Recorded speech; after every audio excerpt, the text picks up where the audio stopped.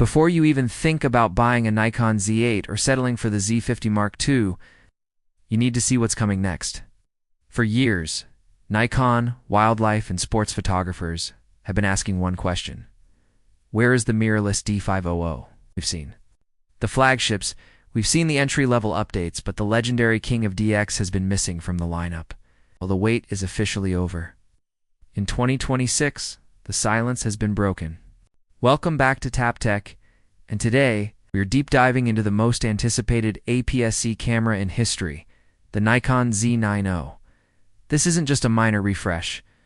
It is a mini Z9 designed to disrupt the entire mid-range market. Stay tuned because the specs we've uncovered will change how you think about crop sensors forever. Is full frame actually a trap?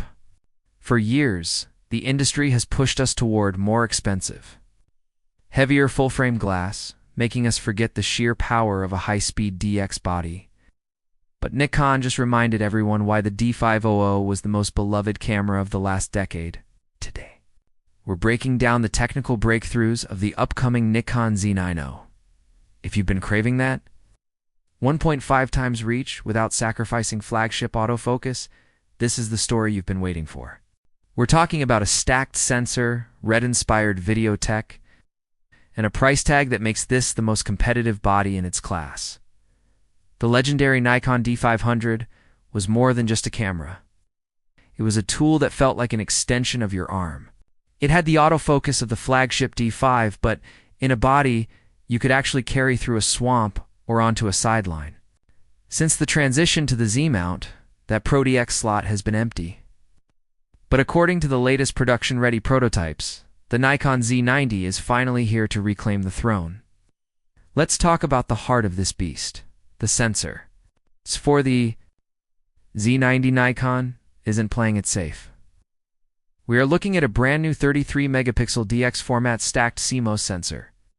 Now, why does stacked matter so much? If you're a wildlife photographer, you know the pain of rolling shutter when a bird takes flight. A stacked sensor allows for an ultra-fast readout speed, meaning you get the benefits of an electronic shutter, like silent shooting and insane frame rates without the distortion. We are talking about 20 frames per second with a mechanical shutter and a staggering 40 frames per second in electronic mode. This puts it directly in competition with the Fujifilm X-H2S and the Canon EOS R7. But with that Nikon color science and ergonomics we love, but speed is nothing without accuracy. Ow. The Z90 is confirmed to inherit the Expeed 7 processor, the same brain found in the Z9 and Z8. This means you're getting the gold standard of AI subject detection. Whether it's a hawk's eye through a forest canopy or a Formula One car blurring past at 200 miles per hour. The Z90's 493-point hybrid AF system is designed to stick like glue. Nikon has even optimized the algorithms for 2026, specifically, improving bird detection and small subject tracking to give DX shooters an edge that even full-frame users might envy. This processing power also eliminates the lag between what you see and what the sensor captures. It's creating a seamless experience for those who live and die by the decisive moment. Now, let's address the elephant in the room, the reach. Why would a professional choose the Z90 over a Z8? It's the 1.5 times crop factor. For the premium wildlife photographer, a 400mm lens suddenly becomes a 600mm equivalent.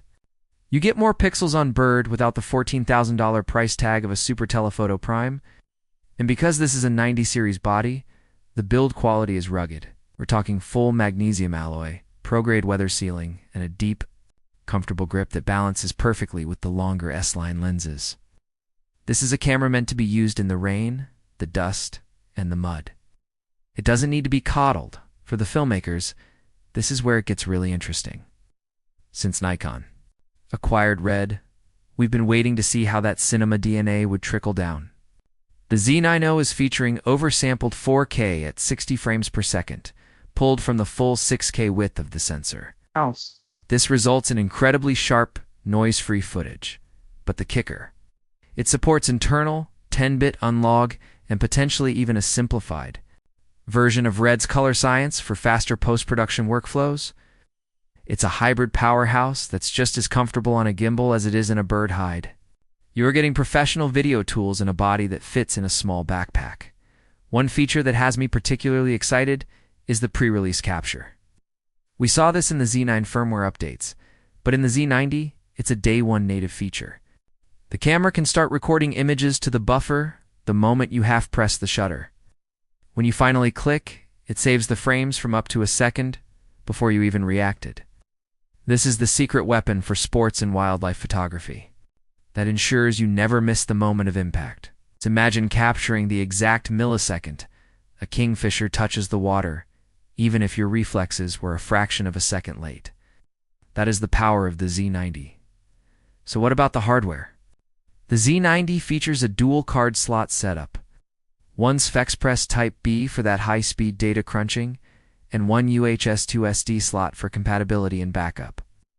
The electronic viewfinder is also getting a massive upgrade to a 5.76 million on OLED panel. With zero blackout, this is crucial if you're tracking fast action. Any lag or blackout in the viewfinder is a deal breaker. Nikon knows this, and they've built the Z90 to be a true action-first machine. The rear LCD is a 4-axis tilting screen similar to the Z8, which allows for high and low-angle shooting in both landscape and portrait orientations, without ever being blocked by cables. The ergonomics are pure Nikon. You're getting the dedicated UF mode button, the joystick for point selection, and illuminated buttons for those early morning shoots in the dark. It's essentially a mini Z9 without the integrated vertical grip, making it compact enough for travel, but powerful enough for the Olympics.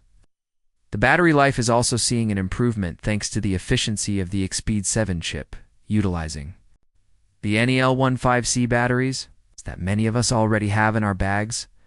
Pricing and availability are always the big questions. Given the specs, the Nikon Z90 is expected to sit in the $2,200 range. This positions it as a premium tool for serious enthusiasts and a perfect second body for professionals who already own a Z9. While earlier rumors suggested a 2025 release, the most authentic 2026 data points to a mid-year launch window, likely coinciding with a major firmware push for the entire Z system. This camera represents the pinnacle of APS-C technology, proving that you don't need a full-frame sensor to get professional results. The Nikon Z90 is more than just a camera. It's a statement. It's Nikon telling the world that APS-C isn't just for beginners. It's for the shooters who need speed, reach, and precision above all else. But I want to hear from you. Does a 33-megapixel stacked sensor make you want to put down your full-frame gear? Or is Nikon too late to the party? Drop your thoughts in the comments below. I read every single one. If this video helped you plan your next gear upgrade, hit that like button and subscribe to TapTech. We're tracking every leak, every patent, and every rumor to make sure you stay ahead of the curve. So, is the Nikon Z90 the true successor to the D500? From everything we've seen, the answer is a resounding yes. It bridges the gap between the compact Z50 and the professional Z8, offering a unique value proposition for the premium market. If you're a wildlife or sports shooter, this might be the only camera you'll ever need. Thanks for watching this deep dive on TapTech. See you in the next one.